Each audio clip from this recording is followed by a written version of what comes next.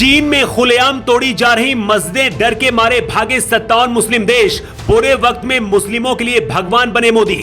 पाकिस्तान से दोस्ती लेकिन शी जिनपिंग को क्यों है मस्जिदों से इतनी नफरत, मुसलमानों को क्यों बनाना चाहते हैं चीनी। जो काम अभी तक दुनिया के 57 मुस्लिम देश भी नहीं कर पाए वो मोदी करेंगे, मोदी के दुश्मन नहीं देख पाएंगे। रिपोर्ट। भारत में मोदी को कोसने वाले भी इस खबर को देखकर आज फूट फूट कर रोएंगे। चीन में सेना के जवान हाथों में हथौड़ा लेकर घूम रहे हैं और मस्जिदों को तोड़ा जा रहा है। जो मुस्लिम मस्जिदों को बचाने के लिए पहुंच रहे हैं उन्हें चीन की पुलिस दौड़ा दौड़ा कर सजा दे रही है। लेकिन सबसे ज्यादा दर्दनाक और हैरान करने वाली बात यह है कि तुर्की और पाकिस्तान जैसे देशों ने भी अपनी आंख पर पट्टी बांध ली है। भारत के खिलाफ जहर उगलने वाले 57 मुस्लिम देश भी चीन की तस्वीर देखकर भाग खड़े हुए हैं। जब पूरी दुनिया ने साथ छोड़ दिया, ऐसे वक्त में भारत चीन के मुस्लिमों पर हो रहे अत्याचार पर बहुत बड़ा कदम उठाने जा रहा है। चीन अपने यहाँ सभी पुरानी मस्जिदों को क्यों खत्म करना चाहता है? आखिर शी जिनपिंग को मस्जिदों के गुम्बद और मीनारों से इतनी ज्यादा नफरत क्यों है और कट्टर मुस्लिम देश भी क्यों शांत हैं? जानकर आपको बहुत ज्यादा अफसोस होगा। चीन अपने यहाँ मुसलमानों को दाढ़ी नहीं रखने देता है, रोजा भी नहीं रखने देता है और ना ही सड़कों पर नमाज पढ़ने देता है। यहाँ तक कि मुस्लिम महिलाओं को चीन के अंदर बुर्का पहनने तक की भी आजादी नहीं है। सोचिए, अगर ऐसा किसी और देश में हुआ होता तो मुस्लिम देश अब तक सड़कों पर आ गए होते।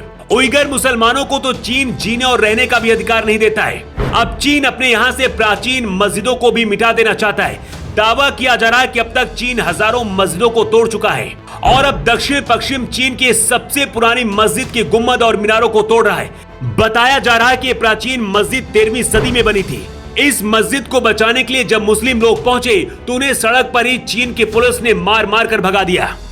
चीन की शी जिनपिंग सरकार ने उइगर मुस्लिमों के क्रूर दमन के बाद अब देश की मस्जिदों को तोड़ना शुरू कर दिया है। चीन के दक्षिण पश्चिम इलाके में मुस्लिम बाहुल इलाके में एक प्राचीन मस्जिद को तोड़ा जाना है, जिसको लेकर बवाल मच चुका है। पुलिस और स्थानीय मुस्लिमों के बीच झड़प भी हुई है। चीन की सरकार इस मस्जिद के गुम्बद को तोड़ना चाहती है। मुस्लिमों के साथ यहाँ मारपीट भी हुई है, लेकिन भारत में हल्ला मचाने वाले और दुनिया भर के मुस्लिम देश भी इस पर मौन है। ऐसी तस्वीर अगर भारत से आई होती तो अब तक दुनिया भर के मुस्लिम देश और कट्टरपंथी पीएम मोदी पर टूट पड़े होते। लेकिन चीन के खिलाफ बोलने की हिम्मत किसी के अंदर नहीं हो रही। ये तस्वीरें दुनिया भर के मुस्लिम देश देख रहे हैं, लेकिन ना तो चीन में हो रहे मुस्लिमों के ऊपर अत्याचार पर बोल रहे हैं और ना ही खत्म होती मस्जिदों पर कुछ बोल रहे हैं। भारत के खिलाफ जहर उगलने वाला दुनिया का सबसे बड़ा मुस्लिम संगठन OIC भी भाग खड़ा हुआ है।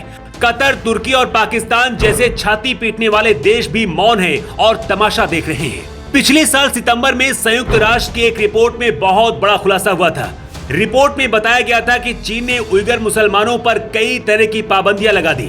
महिलाओं को हिजाब पहनने से मना कर दिया गया है, मुस्लिम पुरुषों को दाढ़ी बढ़ाने से मना कर दिया गया है, बच्चों को मुस्लिम नाम देने पर रोक लगा दी गई है। इसके अलावा रमजान के दिनों में रेस्टोरेंट बंद रखने पर भी रोक लगा दी गई है। रिपोर्ट में दावा किया गया था कि चीन ने उइगर भाषा के इस्तेमाल पर भी रोक लगा दी है।